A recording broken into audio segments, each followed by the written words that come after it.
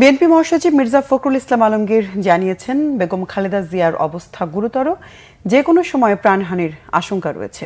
এত অসুস্থতার পরও বেগম জিয়াকে বিদেশে গিয়ে উন্নত চিকিৎসা নিতে দিচ্ছে না সরকার। তাই বাধ্য হয়ে এবার চেয়ারপারসনের মুক্তির দাবিতে শনিবার ঢাকায় সমাবেশ সহ 3 দিনের নতুন কর্মসূচি ঘোষণা করেছে বিএনপি।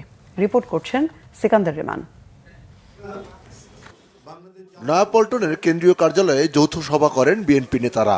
মির্জা ফখরুল ইসলাম আলমগীর জানান, বেগম খালেদা জিয়া গুরুতর অসুস্থ, যে কোনো সময় তার জীবন হানি হতে পারে। এমন মামলায় অন্যরা মুক্তি পেলেও আদালতের দোহাই দিয়ে বিএনপি চেয়ারপারসনকে উন্নত চিকিৎসা থেকে বঞ্চিত করা হচ্ছে বলে অভিযোগ করেন বিএনপি মহাসচিব।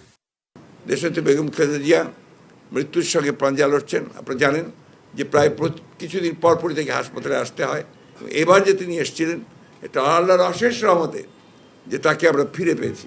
তার ডাক্তারদের সঙ্গে কথা বলে আপনারা বুঝতে পারবেন যে তার ফিরে আসার কোনো সম্ভাবনা খুব কঠিন ছিল, যদি ঠিক সময়ের মধ্যে যদি ডাক্তাররা চিকিৎসাটুকু দিতে না পারতেন।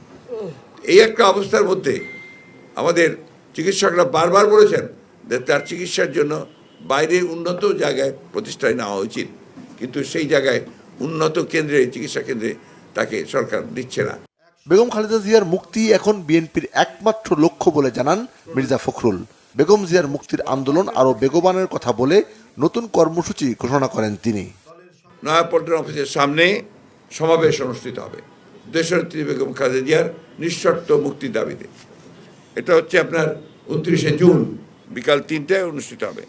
এরপরে হচ্ছে আপনার সারা দেশের মহানগরগুলোতে, সেখানে সোমবার, যেটা হচ্ছে 1 তারিখ 1 জুলাই, মহানগরগুলোতে এই সমাবেশ, দেশনেত্রী মুক্তির দাবিতে সমাবেশ অনুষ্ঠিত হবে। এরপরে হচ্ছে 3 তারিখে সারা দেশের জেলা সদরগুলোতে তার মুক্তির দাবিতে সমাবেশ অনুষ্ঠিত হবে। এ সময় রাজধানীর ইউনাইটেড হাসপাতালে বেগম খালেদা জিয়ার চিকিৎসার সহযোগিতা না পাওয়ার বিষয়টি নিয়ে ক্ষোভ প্রকাশ করেন মির্জা ফখরুল। তিনি জানান, জনগণের ঐক্যবদ্ধ প্রচেষ্টায় দেশে গণতন্ত্র ফিরে আসবে। সরকার তাকে আটক করে রেখেছে, আমরা সরকারের কাছেই অবিলম্বে তার মুক্তি দাবি করছি, সেটা জনগণকে তৈরি করে, জনগণকে সঙ্গে নিয়ে। সিকান্দার রেমান, বাংলা ভিশন, ঢাকা।